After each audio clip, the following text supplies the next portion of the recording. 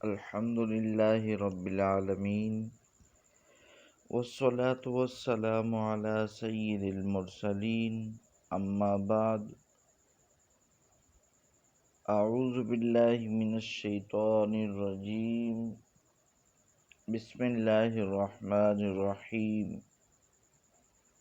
سبق نمبر 12 نون ساکن اور تنوین کے بارے میں ہے۔ نون ساکن یعنی ایسا نون جس کے اوپر سکون ہو، جزم ہو، اس نون کو نون ساکن کہتے ہیں۔ اور تنوین بھی دراصل وہ نون ساکن ہوتا ہے۔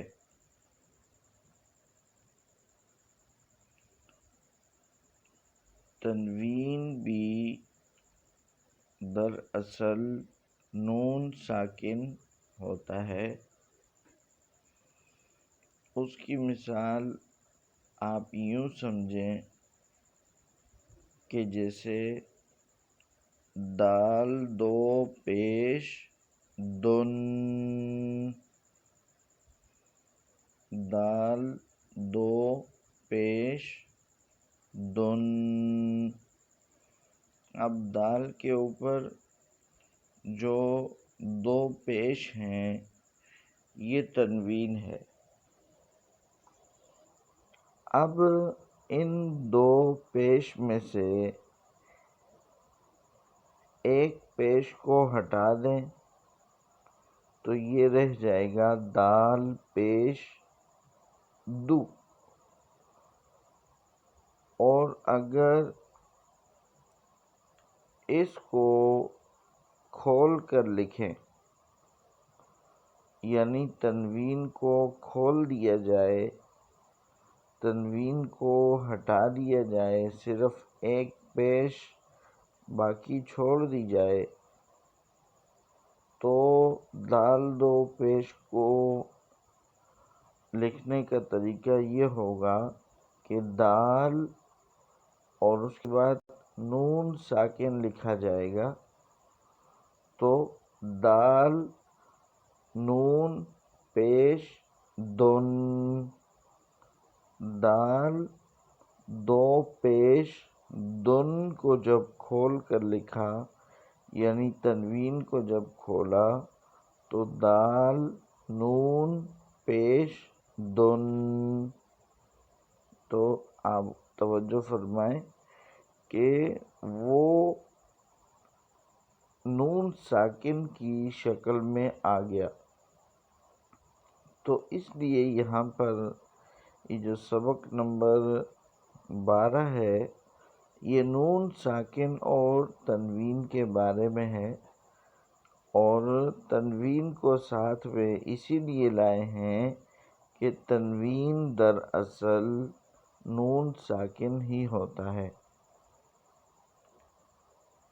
یا دوسرے الفاظ میں یوں سمجھ لیں کہ یہ جو سبق نمبر 12 ہے یہ اظہار اور اخفا کے متعلق ہے۔ اظہار اور اخفا کے متعلق ہے۔ اظہار اور اخفا کو آسان الفاظ میں یوں سمجھے کہ اظہار کا مطلب یہ ہے کہ غنہ نہیں کیا جائے گا، اور اخفا کا مطلب یہ ہے کہ وہاں پر غنہ کیا جائے گا۔ اظہار کا مطلب یہ ہے کہ غنہ نہیں کیا جائے گا، اور اخفا کا مطلب ہے کہ وہاں پر غنہ کیا جائے گا۔ اب نون ساکن اور تنوین کے 4 قاعدے ہیں۔ پہلا قاعدہ ہے اظہار، دوسرا قاعدہ ہے اخفا، تیسرا قاعدہ ہے ادغام، چوتھا قاعدہ ہے اقلاب۔ شروع والے دو تو ہم یہاں پر پڑھیں گے انشاءاللہ، اور کسی حد تک میں نے ان کی تعریف آپ کے سامنے کر دی ہے، اور آخری دو یعنی ادغام اور اقلاب یہ آگے سبق نمبر 14 کے اندر آئیں گے، اور وہیں پر ان کی مزید تفصیل بھی بیان کی جائے گی۔ تو اظہار کے بارے میں نے مختصر تعریف یہ کی کہ غنہ نہیں کیا جائے، اور اس کی مکمل تعریف یہ کی جائے گی کہ نون ساکن یا تنوین کے بعد حروف حلقی میں سے کوئی حرف آ جائے تو اظہار ہوگا۔ نون ساکن یا تنوین کے بعد حروف حلقی میں سے کوئی حرف آ جائے تو وہاں پر اظہار ہوگا، یعنی نون ساکن اور تنوین میں غنہ نہیں کریں گے، یعنی نون ساکن اور تنوین کے بعد اگر حروف حلقی آ جائے تو اظہار ہوگا، یعنی وہاں پر غنہ نہیں کریں گے۔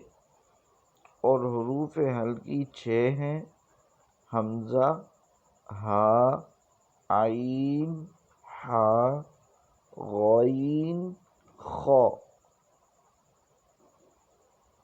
اور دوسری بات یا دوسرا قاعدہ وہ اخفاء کا ہے۔ اخفاء کی تعریف: نون ساکن یا تنوین کے بعد حروف اخفاء میں سے کوئی حرف آ جائے تو اخفاء کریں گے، یعنی نون ساکن اور تنوین میں غنہ کر کے پڑھیں گے۔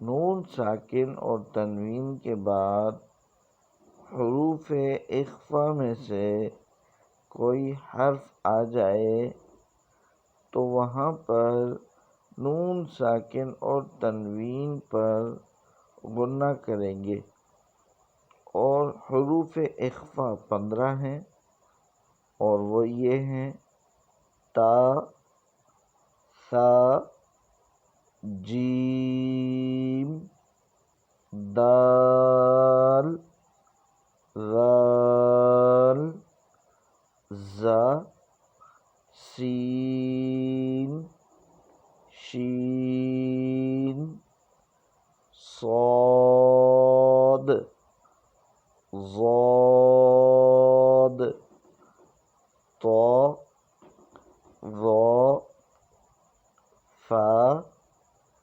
قاف، کاف۔ یہ 15 حروف اگر نون ساکن یا تنوین کے بعد آ جائیں تو وہاں پر غنہ کیا جائے گا۔ اب آگے جو سبق شروع ہوگا تو اس کے اندر ہم نے توجہ کرنی ہے کہ کس جگہ پر نون ساکن ہے، نون ساکن کس جگہ پر، نون ساکن میں کس جگہ پر اظہار ہو رہا ہے، اور کس جگہ پر نون ساکن یا تنوین پر اخفاء ہو رہا ہے۔ عام الفاظ میں یوں سمجھے کہ آنے والے سبق میں ہم نے یہ دیکھنا ہے کہ نون ساکن موجود ہے اور وہاں پر غنہ نہیں ہو رہا، تو کیوں نہیں ہو رہا؟ اور نون ساکن موجود ہے یا تنوین موجود ہے اور وہاں پر غنہ ہو رہا ہے تو کیوں ہو رہا ہے؟ تو سب سے پہلے ہے من اجل، میم نون زیر من، حمزہ زبر آ، جیم زبر جا، من اجا، لام دو زیر لن، من اجل۔ اب یہ جو من ہے، نون ساکن یہاں موجود ہے لیکن غنہ نہیں ہوا بلکہ اظہار کیا گیا۔ اس کی وجہ واضح ہے کہ اس کے بعد حروف حلقی میں سے حمزہ آیا ہے۔ اسی طرح اگلا حرف میم نون زیر من، ہا الف زبر ہا، من ہا، دال دو زیر دن، من ہا دن۔ یہاں پر بھی نون ساکن کے بعد حروف حلقی آیا ہے، اس لیے غنہ نہیں ہوا بلکہ اظہار ہوا ہے۔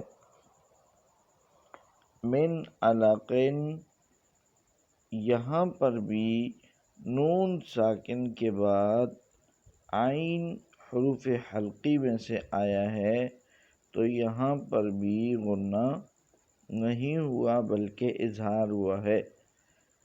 میم نون زیر من، عین زبر آ، من آ، لام زبر لا، من علا، قاف دو زیر قن، من علق، آگے وقف، من علق۔